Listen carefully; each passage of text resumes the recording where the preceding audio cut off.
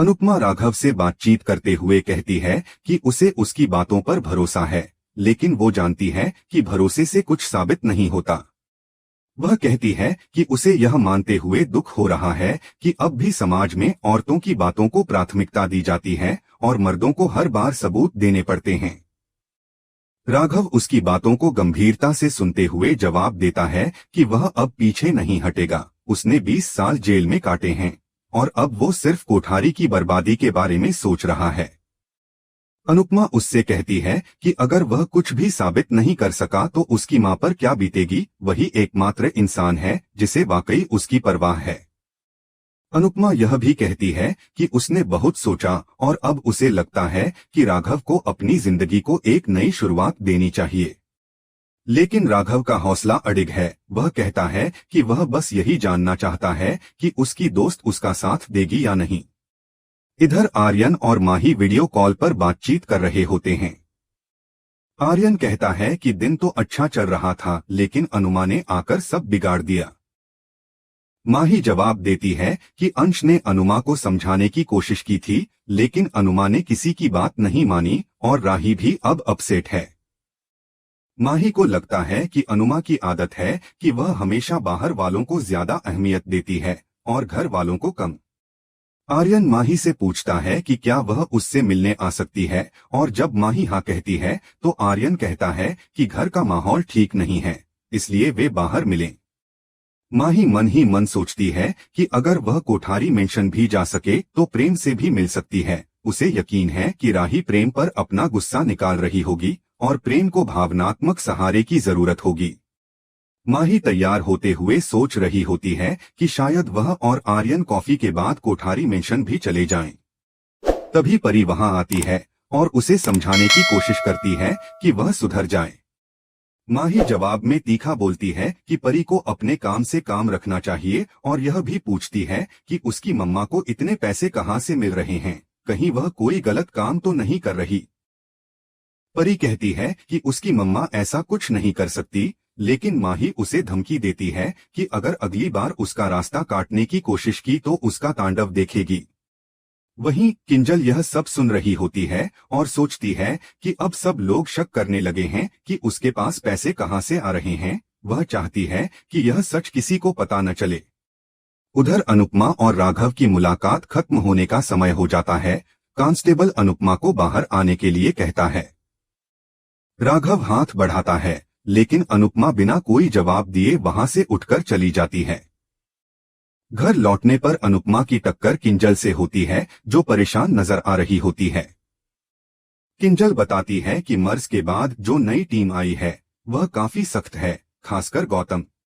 अनुपमा उसके लिए जूस लेने जाती है और इसी बीच किंजल को ऑफिस से कॉल आता है, जिसमें कहा जाता है कि हिसाब में कुछ गड़बड़ है। किंजल कहती है कि शायद ट्रांजैक्शन में कोई गलती हो गई होगी और वह वहां जाकर सब कुछ क्लियर कर देगी। किंजल मन ही मन सोच रही होती है कि किसी को यह न पता चले कि वह लॉकर से पैसे निकाल रही है। इधर माही और आर्यन शॉपिंग के लिए निकलते हैं। माही आर्यन के लिए कपड़े पसंद करती है और आर्यन ट्रायल रूम में चला जाता है। तभी माही देखती है कि कैती और पराग भी वहां आ गए हैं, तो वह जल्दी से ट्रायल रूम की तरफ भागती है और आर्यन के पास पहुंच जाती है। वह गिरने ही वाली होती है कि आर्यन उसे संभाल लेता है। दोनों एक दूसरे के बेहद करीब होते हैं। माही का इयरिंग आर्यन की चैन में फंस जाता है और दोनों इस फंसी हुई चीज को सुलझाने की कोशिश में हल्का सा चिल्ला भी उठते हैं। पास ही खड़ा पराग यह सब सुन रहा होता है और गुस्से में कहता है कि ट्रायल रूम कपड़े बदलने के लिए होते हैं, रोमांस के लिए नहीं। माही कहती है कि इससे पहले कि कैती या पराग कुछ गलत समझें, उन्हें यहाँ से निकल जाना चाहिए। लेकिन जब आर्यन बाहर निकलता है तो देखता है कि कैती बाहर खड़ी है। माही परेशान हो रही होती है, लेकिन आर्यन उसे दिलासा देता है कि वह उसके साथ है। तभी पराग दूसरा कपड़ा ट्राई करने चला जाता है और माही और आर्यन मौका देखकर ट्रायल रूम से बाहर निकलकर कपड़ों के पास छिप जाते हैं।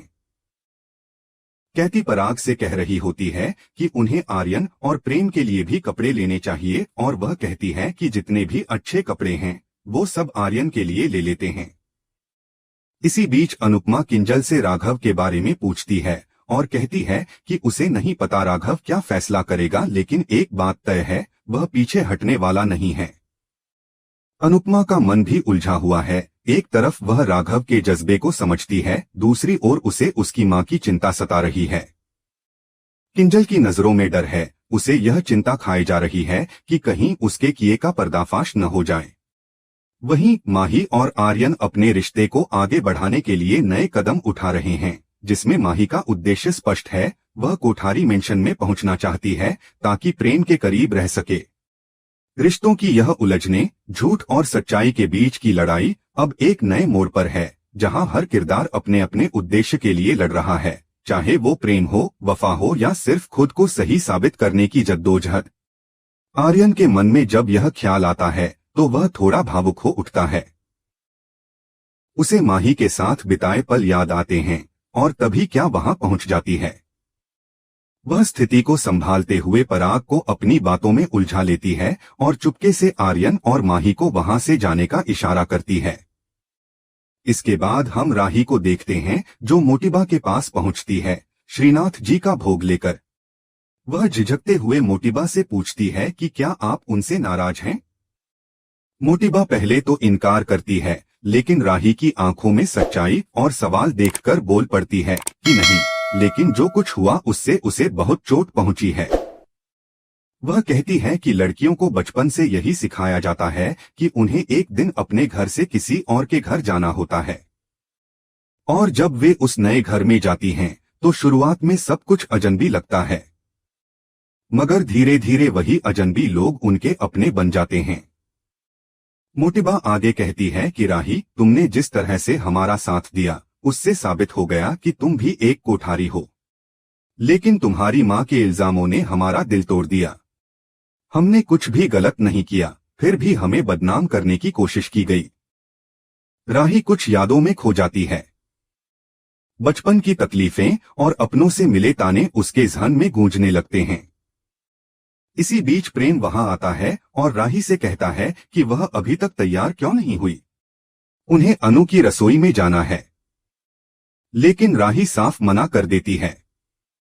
प्रेम नाराज होकर चला जाता है। राही खुद को संभालते हुए किचन की ओर बढ़ जाती है। मोटिबा यह देखकर बहुत प्रसन्न होती है कि राही ने अनु की रसोई में जाने से इनकार कर दिया। तभी गौतम वहां आता है। मोटिबा गौतम से कहती है कि उसे पूरा यकीन है कि यह सब अनिल का काम नहीं हो सकता, लेकिन तुम्हारा हो सकता है। उसे राघव का केस रीओपन नहीं होने देना है, चाहे पावर का इस्तेमाल करना पड़े या पैसे का।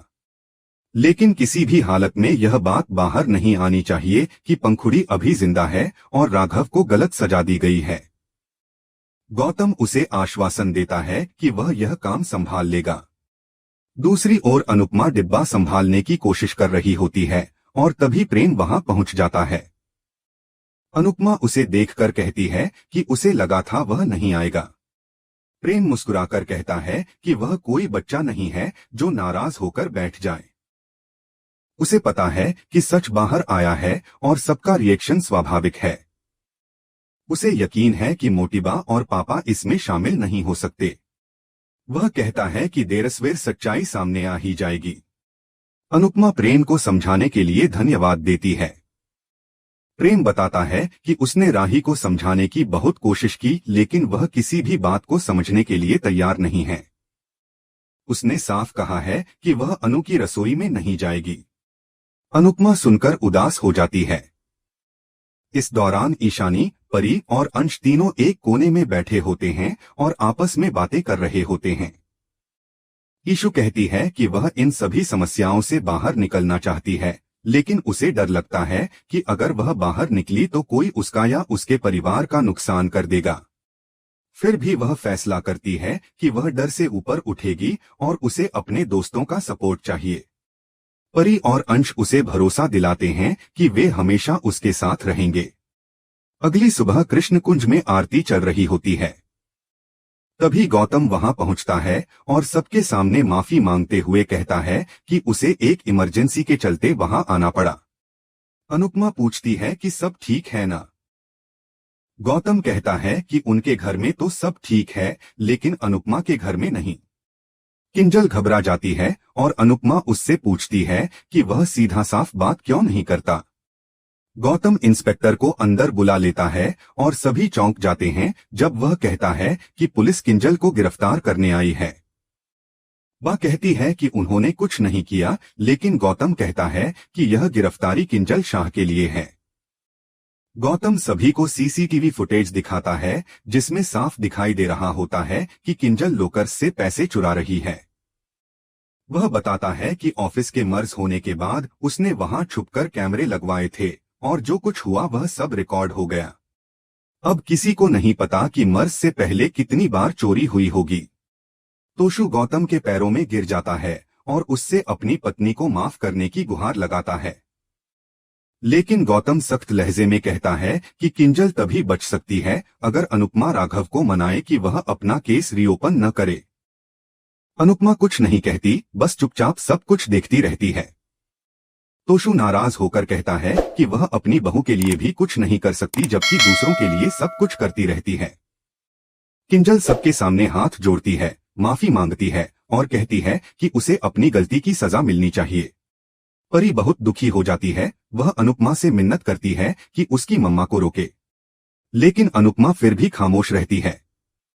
किंजल रोती है और कहती है, मम्मी मुझे पुलिस को मत सौंपो। पाखी तंज कसती है कि जो हमेशा उसे नसीहतें देती थी वही अब चोरी में पकड़ी गई है। तोशु भी गुस्से में कहता है कि वह जब भी शॉर्टकट अपनाता था तो किंजल उसे डांटती थी और अब वही खुद अपराध कर बैठी। पुलिस किंजल को गिरफ्तार कर लेती है और अनुपमा किसी की मदद नहीं कर पाती। तोशु अनुपमा पर ही आरोप लगाता है कि वह अपने परिवार के लिए कुछ नहीं करती, सिर्फ दूसरों के लिए मरमिटने वाली बनती है। सब लोग अनुपमा को अकेला छोड़कर चले जाते हैं। बा और बापूजी भी उदास होते हैं। अंत में अनुपमा सबसे तंग आकर घर छोड़ देती है और कहीं गायब हो जाती है।